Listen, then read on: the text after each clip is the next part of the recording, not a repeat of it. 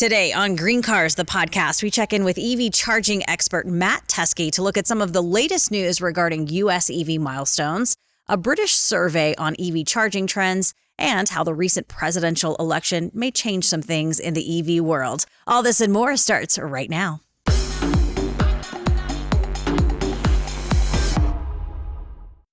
Welcome to GreenCars, the podcast, where we talk about all things involving hybrid, plug-in hybrid, and EVs. I'm Trish Close. And I'm Dave Nichols. Today, we're going to look back at 2024 and wrap it up as we head into a whole new year. Right. We're going to talk about lots of EV optimism. Well, when I walked into the studio this morning, we had Christmas music playing. The set's decorated. We have a few extra things on set today, which I love. Yeah. What do you want to take with you, I guess, when you think about the podcast in 2024? All of the stuff that you've taught me, all of the things that you've taught me, Dave Nichols. I'm such a nerd now when it comes to electric vehicles. I start talking about the podcast and then people ask me questions, and the beauty of it is that I can answer them. Yeah. I'm like, actually, there was a survey done earlier this year. I mean, it's pretty great. Yeah. I think the thing I'm going to take is this tree. Good. Yeah, you should. From LED Marketing. Yeah, it's a nice little tree. I like this VW Volkswagen because you know I have a VW, so I like that. And that's a favorite of our producer, right, David. Exactly. Looking back at this year that we've been doing this podcast, do you have a favorite moment? Yes, I absolutely loved going to the Electrify Expo in Long Beach. Mm-hmm. That was great. Spending a couple days meeting all these people who are really passionate about hybrids and electric vehicles, and not just cars. There's all these motorcycles and bikes and scooters and unicycles. Absolutely. And I mean, anything that you can put an electric motor in. I like that you said passionate. That was one thing I noticed being at Electrify Expo. All of these people who are, yes, very passionate, but like-minded, right? We love looking and discovering all of this new technology when it comes to hybrids, plug-in hybrids, and electric vehicles. I've realized doing this podcast that this is somewhat of a controversial topic, electric vehicles, which did come as a surprise to me. But being at the Electrify Expo, there are a lot of folks who are looking to push this technology forward in the best way possible. Yeah, it's still coming. There's a lot of people that are going to be happy with their gasoline vehicle forever, and that's fine. Yeah. But, there is a lifestyle growing up around electric vehicles. Yeah. And you can see it. And you can see the passion that people have for it. And it was also the first time that people would come up and they had heard about GreenCars. Right, yeah. It's like, oh, GreenCars, yeah. Yeah, we watch your podcast. We listen to your podcast. So fun. Doing all the interviews at Electrify Expo. Also the car reviews that I got to do this year. The Mustang Mach-E, the BMW, the Polestar 2. I'm just going to throw this out. If Rivian wants me to test out any of their cars, I'm willing. Rivian, I'm here. Call me. That's right. Yeah. Yep. Before we bring on the amazing Matt Teske, we're going to do something that we did in one of the early podcasts. We're going to do the range wall again. We're going to look at the vehicles today with the most range. Oh, this is going to be fun. I remember the range wall. I remember when we did that. Yes. So we're going to show you from least to most range. And all of these cars are 2024 or 2025 models. Okay. At number 10 on the board, we find the sleek BMW i5 sedan. That'll take you 295 miles on a charge. Nice. At number 9 on the list, there's the plush Mercedes-Benz EQE. This luxury sedan has a maximum range of 298 miles. Another Mercedes is at number 8. The Mercedes AMG EQS breaks the 300-mile barrier, 305 miles of range. BMW's i7 flagship luxury sedan takes number 7. This ultimate driving EV will take you 314 miles on a charge. Yes, and at number 6, we find the excellent BMW 4 Series Grand Coupe with a maximum range of 318 miles. Grand Coupe. Yes. I like that. 2024 Polestar 2 luxury sedan adds range and power at number 5 on our range wall. This will take you 330 miles before you have to plug it in. That's right. And at number 4, we find the Hyundai Ioniq 6. The sweet sedan pumps up the range to 342 miles. Nice. Number 3 spot, the popular Tesla Model 3 offers engaging performance in a range of 363 miles. Bringing us to the number 2 spot with another Tesla. It is the remarkable Model S, which will take you from 0 to 60 in a neck-cracking 2.1 seconds, Jeez. Trish. And it'll also take you 405 miles on a charge. Well, I see why it's so popular. Yes. At number 1, though, on our range wall with the most range available today, the all-electric Lucid Air offers a range of, drum roll please, Dave, 516 miles. Look at that. 516. That's incredible. Yes. And that, my friends, is our range wall for the new year. In the second place and first place, the Lucid Air and the Tesla S. Right. Were the same as last year. Yeah, I was going to say a lot of the same cars on our list at the end of the year versus at the beginning of the year. Looking to 2025, anything that is coming that could pop on the range wall, maybe? Yeah, there are lots of changes coming. Okay. If we get solid-state batteries showing up, which we are predicted to do, you could have a car on the range wall that goes 700 miles on a charge. It's a little mind-blowing. It's almost hard to comprehend. More than 700 miles on a single charge. Yes. That's just wild. Pretty cool. Love that range wall. And speaking of range and charging, here is our interview with Matt Teske from ChargeWay. Matt Teske is the founder and CEO of ChargeWay, all about understanding EV charging and making charging easy. He truly has his finger on the pulse of the world of electric vehicles. Would you say he's maybe our favorite guest? He is my favorite guest. My favorite guest, too. Hi, Matt Teske. Welcome back. Hey, Trish. Hey, Dave. Thank you. It's always nice to see you, and I'm flattered. That's great. You should be. That's a big compliment. That's a big deal.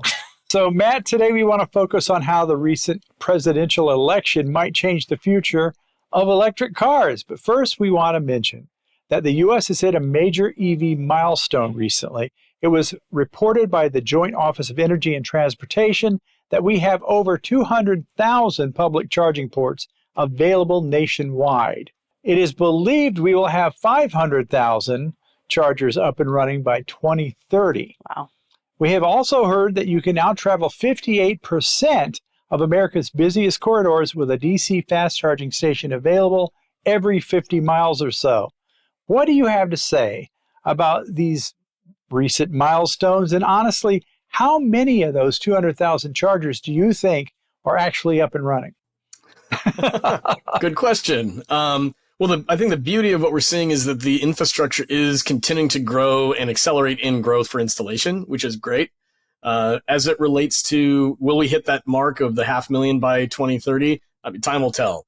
We're really starting to see finally that what is the National Electric Vehicle Infrastructure dollars and those stations that are going live, state to state, we're seeing the rollout be a little bit quicker than others in certain states, but we're seeing it happen, which is great to see.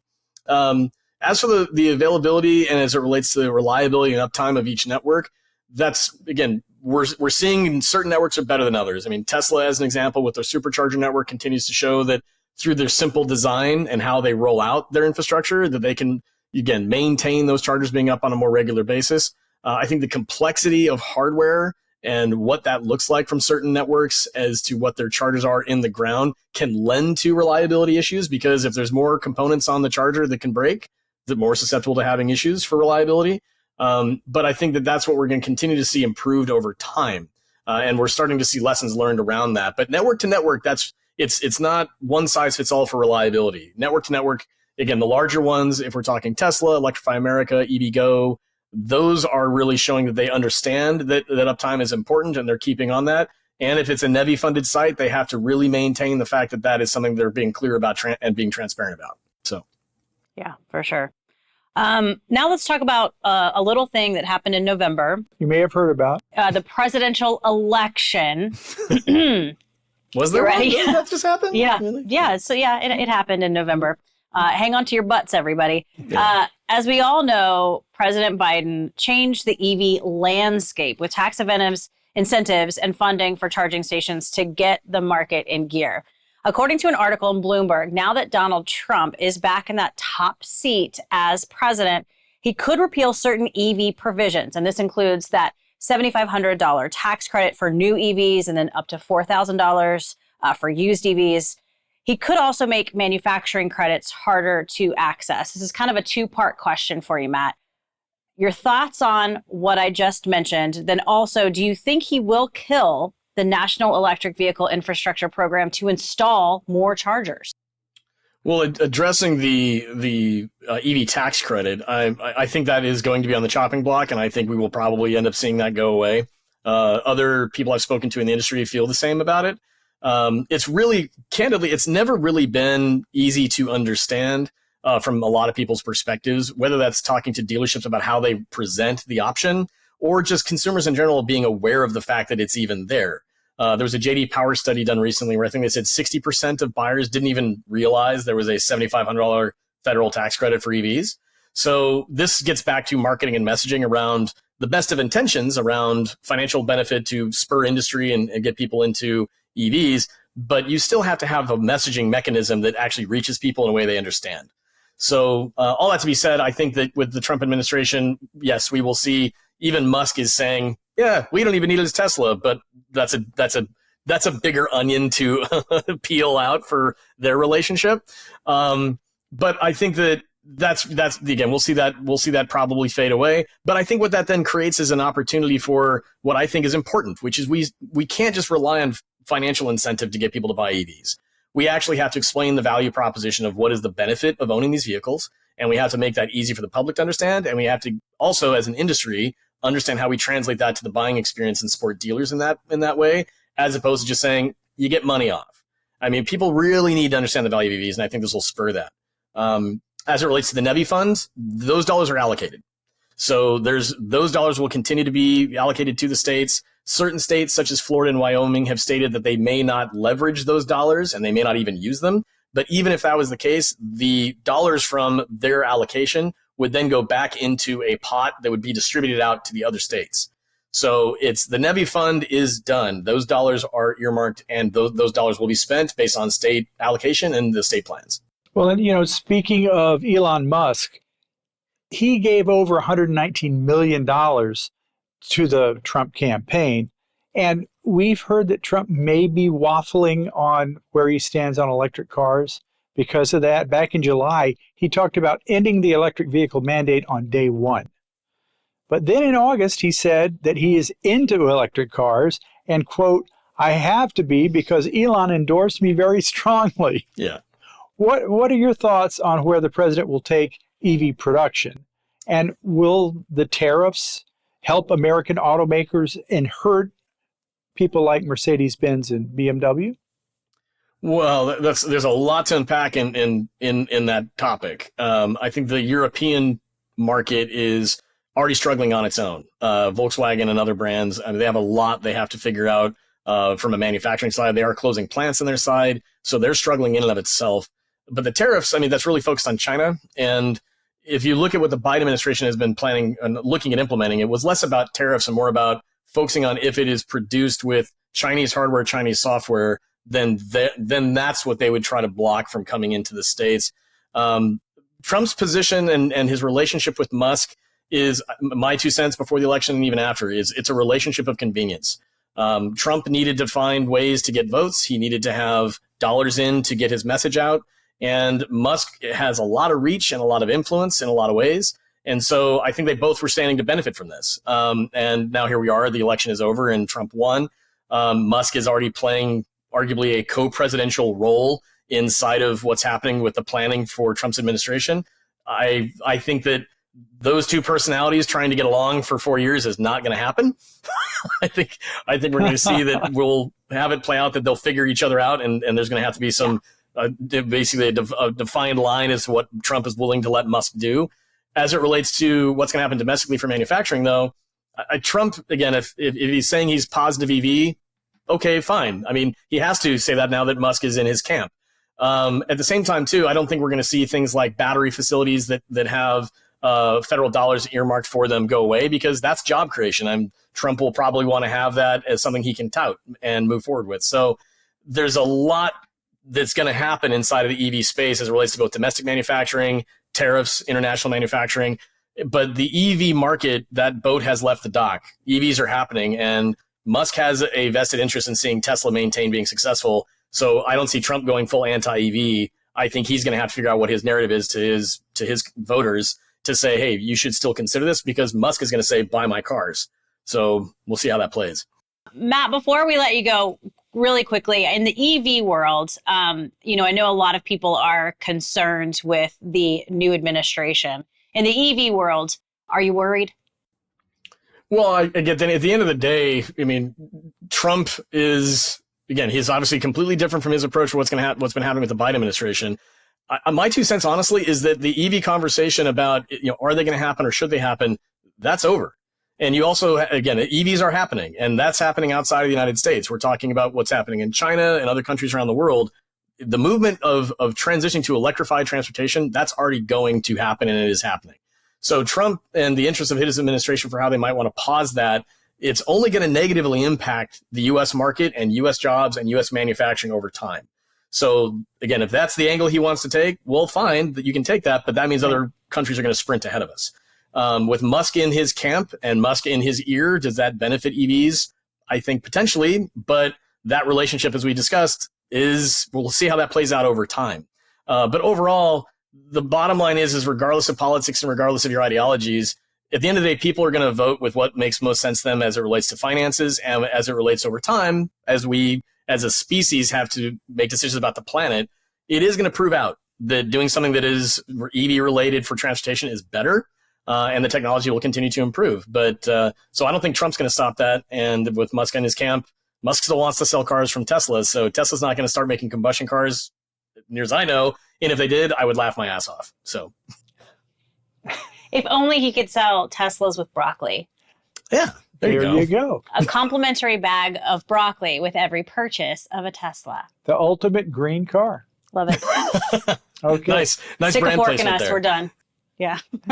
Thank you, Matt. Thanks so much for being with us again. Yeah, Matt, we look forward to hearing from you again very soon. Have a great end of 2024. Thank you. Man, that Matt Teske has the best hair in showbiz, doesn't he? He really does. You know what I love about Matt, though? For real. This is serious talk now, Dave Nichols. His whole career, right, in building ChargeWay, he wanted to make it something that's very easy to understand. Mm-hmm. And he does that when he talks about EVs, which I'm sure you've noticed. He really breaks down our questions in a way where it makes sense to me. And I appreciate that, Matt Teske. Something that a few things, I have a couple notes here. I want to throw these at you. We talked about that survey, that British survey, where we said, 90% of EV owners said they would happily pay more to reduce charging wait times by 15 minutes. And Matt said something so brilliant. He said it reveals that people are willing to pay for convenience. Absolutely. Yeah. What do you think about that? It's true. I mean, look at Uber, look at DoorDash, look at all the things that we do that somebody just said, I have an idea for a new business and it's going to give people what they want. And it's only costs, a few pennies to do. Who wouldn't want to do that? Exactly. And we brought up, that other point. I think it was in the UK, right, where they don't have garages. There's, everybody's parking on the street, so they're charging. They had the lines underneath the sidewalks. Yeah, they would run an extension cord from the front door, basically, and they would have a groove in the sidewalk. Yeah. So you wouldn't step on it, and it makes it quick and easy, and not expensive. Yeah, and Matt brought up another great point too, especially if you're on a road trip and you haven't budgeted time in for an hour of charging. You just want to get in and get out. So I think people are willing to pay for that little extra bit of convenience when it comes to charging. Okay, let's talk about the election. We talked a lot about the election, as you just heard in this interview. One of the biggest points that stuck out to me, Matt brought up, that I hadn't really thought about, the former president and Elon Musk are sort of vested in this very interesting partnership right now. Mm-hmm. He thinks it's all just sort of maybe fluff or kind of for show, because you can't have this guy who has invested a bazillion, gajillion dollars into this company to have this, the former president take it all away. Well, and look, Trump, as you know, used to love to go on WWE wrestling. Oh, yes. I do remember that. Yeah. And so it could end up that Elon and Trump are in a ring together. and smacking each other around. That'd be interesting. I would, if that's on pay-per-view, I'll pay to see it. It'd be, see, 100%. you'd pay to see it. It's just like the British thing. Yeah. Yeah. And, Matt did say, excuse me, he doesn't think Trump will go full anti-EV. He doesn't think that's going to happen. Because I know a lot of people, when the election outcome, when we all saw the results, people who are in this EV world maybe were a little concerned. Were you absolutely. concerned? Yeah, absolutely. And yet I don't think it's going to go there. I think it's going to be a kinder, gentler version of Trump when it comes to EVs. Yeah. And especially because if he has Elon Musk by his side throughout the next 4 years, I mean, Musk is not going to say, don't buy EVs. He's been pushing EVs for a very long time now. So it's just not going to happen. Right.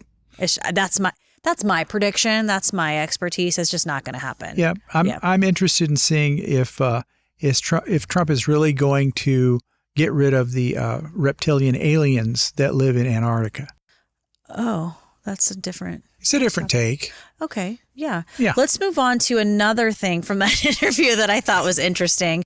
We love the comments. We love our crazy comments. Yes, we do. Just including the one that you just gave all of us here on the podcast. Our favorite, though, was the guy who said electric cars are like broccoli. Whether you like them or not, they're good for you and the planet. Absolutely. I love it. Much like Brussels sprouts. Brussels sprouts, yeah. And I think he has something there, this guy who commented with EVs and broccoli. I mean, maybe we have some sort of like produce engagement program when you buy an EV. Yeah, I was actually thinking about changing my name to Russell Sprouts. Russell Sprouts. Thought that'd be a good EV name. Let us go there then. I like that. It's terrible. That was so bad.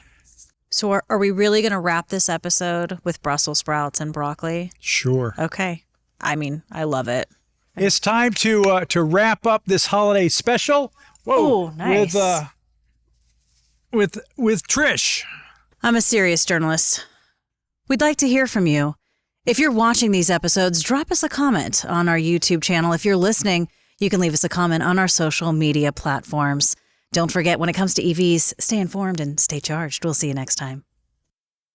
Follow us at GreenCars HQ. Don't forget to like and subscribe. Email us, thepodcast@greencars.com.